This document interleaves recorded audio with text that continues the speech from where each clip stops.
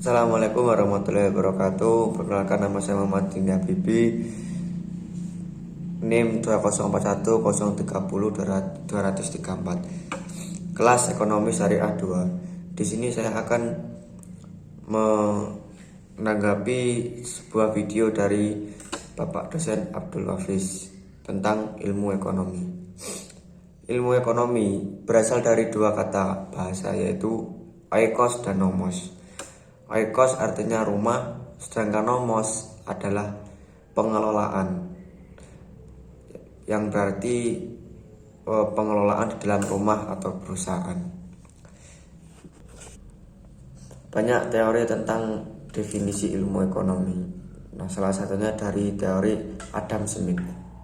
Menurut Adam Smith, ilmu ekonomi adalah sebuah cabang ilmu yang membahas tentang tingkah laku manusia untuk mengalokasi sumber daya yang memiliki batasan penggunaan untuk mencapai sebuah tujuan tertentu.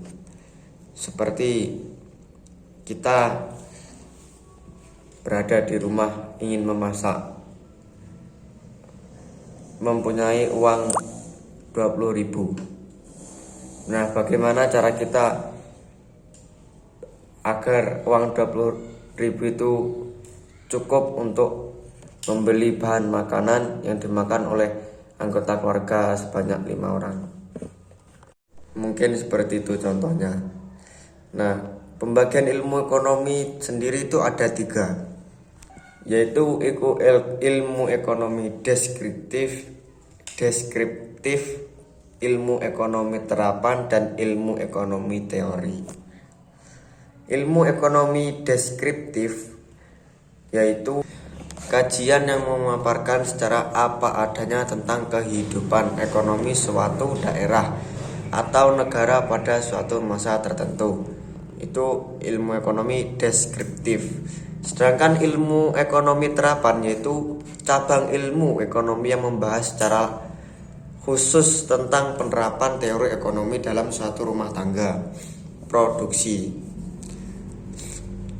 Dan ilmu ekonomi teori yaitu ilmu ekonomi yang membahas gejala-gejala yang timbul sebagai akibat perbuatan manusia dalam usahanya meningkatkan kesejahteraan rakyat.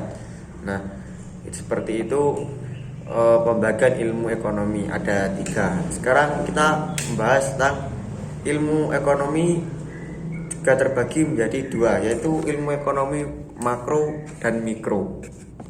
Ilmu ekonomi makro yaitu ilmu yang mempelajari perilaku konsumen dan perusahaan serta penentuan harga-harga pasar.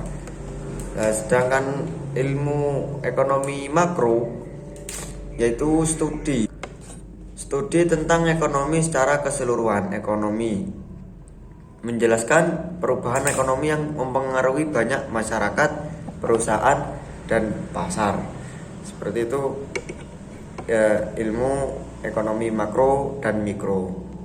Sedangkan konsep dasar ekonomi makro yaitu pendapat ada 7. Yang pertama yaitu pendapat dan pengeluaran. Yang kedua pengangguran. Nah, pengangguran itu termasuk dalam ekonomi makro. Bagaimana cara kita mengatasi pengangguran, bagaimana agar pengangguran di negara ini bisa bekerja, bisa makan, itu masuk dalam konsep makro. Yang ketiga adalah uang dan fungsinya. Kita memiliki uang itu pasti juga ada fungsinya, seperti ingin membeli makanan, minuman, atau barang-barang. Jika kita tidak tahu fungsinya uang, maka kita tidak akan bisa membeli apa-apa. Yang ketiga adalah inflasi dan deflasi. 4, permintaan agregat dan penawaran agregat. Yang keenam ekspor dan impor. Nah, masuk dalam ekonomi makro.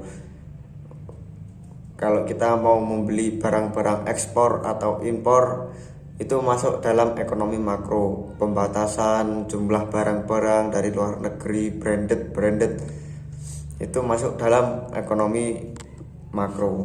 Seperti itu. Baiklah, terima kasih.